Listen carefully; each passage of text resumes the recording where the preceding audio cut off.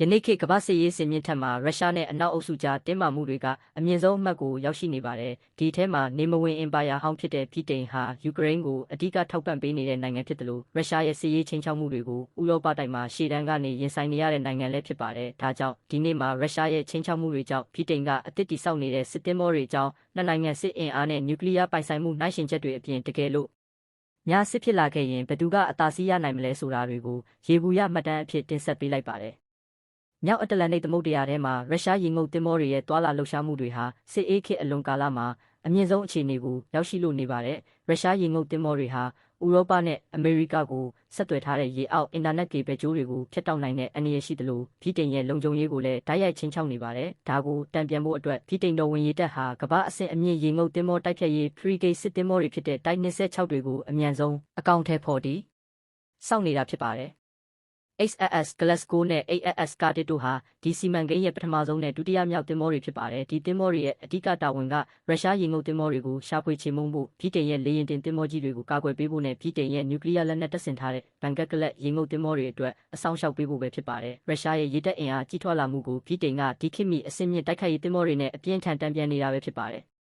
ရုရှားနဲ့ဗြိတိန်ရဲ့စစ်အင်အားကိုရှင်းကြည့်မယ်ဆိုရင်ကမ္ဘာအကြီးဆုံးကုန်းမြေဧရိယာကိုပိုင်ဆိုင်ထားတဲ့ရုရှားဟာအရေးအတွက်ပိုင်းမှာအစမတန်တာလွန်နေတာကိုတွေ့ရပါမယ်။ရုရှားဟာကမ္ဘာပေါ်မှာဒုတိယမြောက်စစ်အင်အားအကြီးဆုံးနိုင်ငံဖြစ်သတ်မှတ်ခံထားရပြီးဗြိတိန်ကတော့ကမ္ဘာအဆင့်6နေရာဝန်းကျင်မှာရှိပါတယ်။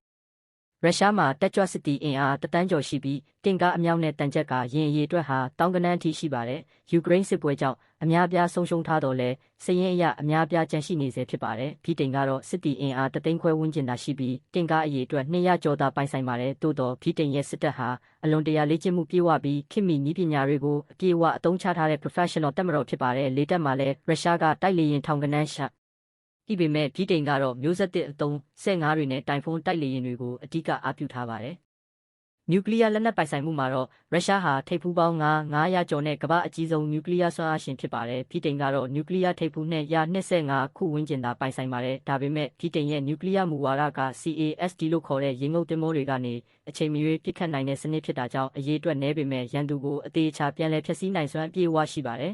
။တကယ်တိုက်ရင်ဘယ်သူနိုင်ခြေများသလဲ။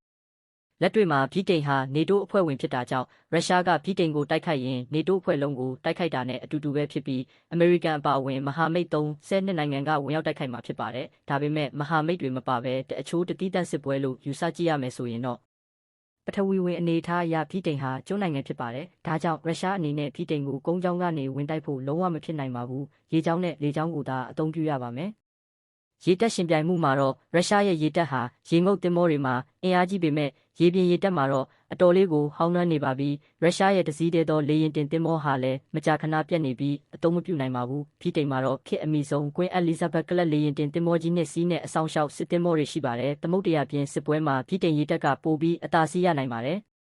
လေကြောင်းမှာတော့ရုရှားလေတပ်ကအင်အားများပေမဲ့ဗြိတိန်ဝေဟင်ကိုဖျက်ကျော်ဖို့ဆိုရင်ဥရောပကိုဖျက်ဆီးရမှာဖြစ်လို့လွယ်ကူမှာမဟုတ်ပါဘူး။အပြန်အလှန်ဒုံးကျည်နဲ့ပစ်ခတ်မှုတွေသာအဓိကရှိလာပါလိမ့်မယ်။တမာရိုးကျရိုးရိုးစစ်ပွဲဆိုရင်ဖြစ်ရုရှားအနေနဲ့ဗြိတိန်ကျွန်းပေါ်ကိုကန်တက်ကျူးကျော်သိမ်းပိုက်ဖို့ဖြစ်နိုင်ခြေအလွန်ကိုနည်းပါးပါတယ်။အလားတူပဲဗြိတိန်ကလည်းရုရှားလိုအေယာမကုန်းမြေကြီးကိုတွားရောက်တိုက်ခိုက်ဖို့လူအင်အားမရှိပါဘူး။ဒါကြောင့်အပြန်အလှန်ဒုံးကျည်တွေနဲ့သာအဝေးကနေပစ်ခတ်ဖျက်ဆီးကြမဲ့ပုံစံမျိုးဖြစ်လာနိုင်ပြီးရေပြင်မှာတော့ဗြိတိန်ကအသာစီးရမှာဖြစ်ပါတယ်။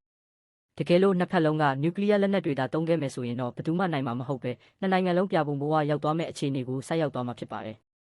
အနှစ်ချုပ်ရရင်တော့ရုရှားဟာကိန်းဂဏန်းအရေးအတွက်နဲ့မြေပြင်တိုက်ခိုက်ရေးမှာအင်အားကြီးမားပေမဲ့ဗြိတိန်ကတော့ခေတ်မီနည်းပညာရေတပ်အင်အားနဲ့ကျွန်းနိုင်ငံဆိုတဲ့ပထဝီဝင်အားသာချက်တွေကြောင့်ရုရှားရဲ့တိုက်ခိုက်မှုတွေကိုအပြည့်အဝခုခံကာကွယ်နိုင်စွမ်းရှိတဲ့နိုင်ငံတစ်နိုင်ငံဖြစ်ပါတယ်။